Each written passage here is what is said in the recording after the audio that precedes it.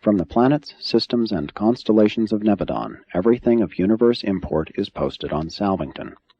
And from such universe capitals, those episodes are advanced to higher recording which pertain to the affairs of the sector and supergovernments. Paradise also has a relevant summary of super-universe and Havona data, and this historic and cumulative story of the universe of universes is in the custody of these exalted tertiary supernovae. While certain of these beings have been dispatched to the super-universes to serve as chiefs of records directing the activities of the celestial recorders, not one has ever been transferred from the permanent roll call of their order. 6. The Celestial Recorders. These are the recorders who execute all records in duplicate, making an original spirit recording and a semi-material counterpart, what might be called a carbon copy. This they can do because of their peculiar ability simultaneously to manipulate both spiritual and material energy. Celestial recorders are not created as such. They are ascendant seraphim from the local universes. They are received, classified, and assigned to their spheres of work by the councils of the chiefs of records on the headquarters of the 7 super-universes. There also are located the schools for training celestial recorders. The school on Uversa is conducted by the Perfectors of Wisdom and the Divine Counselors. As the recorders advance in universe service, they continue their system of dual recording, thus making their records always available to all classes of beings, from those of the material order to the high spirits of light. In your transition experience, as you ascend from this material world, you will always be able to consult the records of, and to be otherwise conversant with, the history and traditions of your status sphere. The recorders are a tested and tried corps. Never have I known of the defection of a celestial recorder, and never has there been discovered a falsification in their records. They are subjected to a dual inspection, their records being scrutinized by their exalted fellows from Uversa, and by the mighty messengers who certify to the correctness of the quasi-physical duplicates of the original spirit records. While the advancing recorders stationed on the subordinate spheres of record in the Orvantan universes number trillions upon trillions, those of attained status on Uversa are not quite 8 million in number.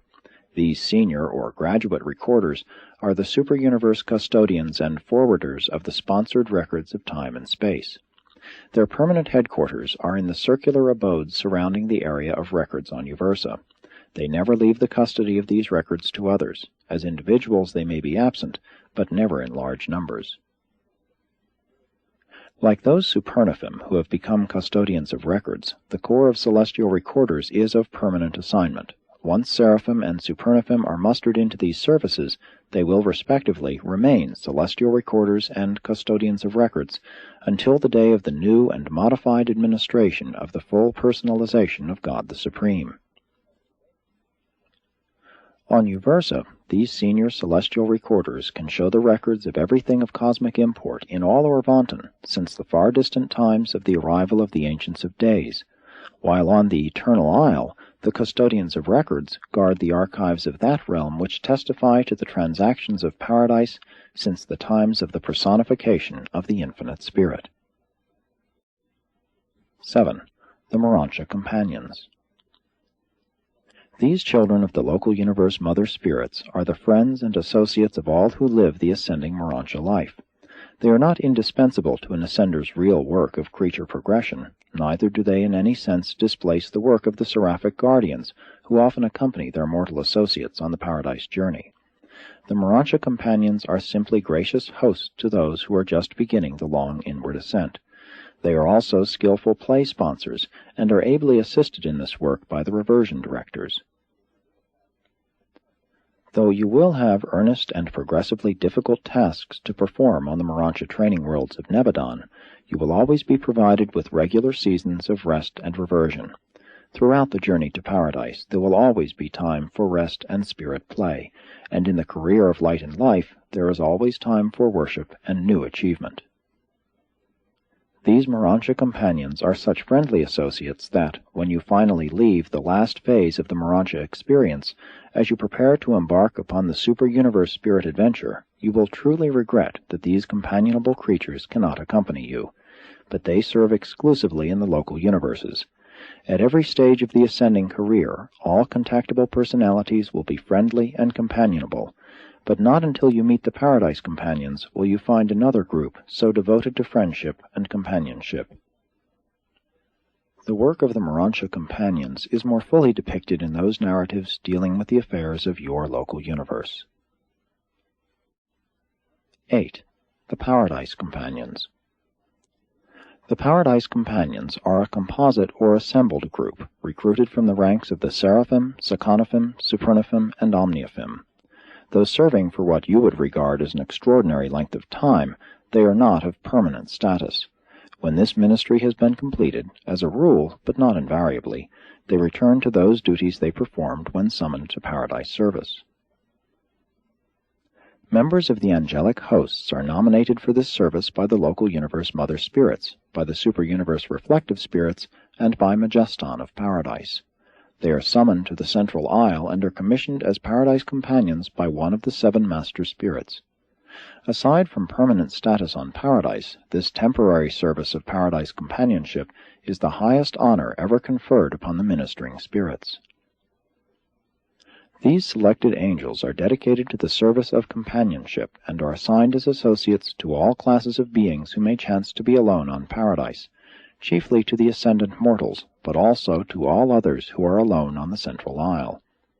Paradise Companions have nothing especial to accomplish in behalf of those with whom they fraternize. They are simply companions.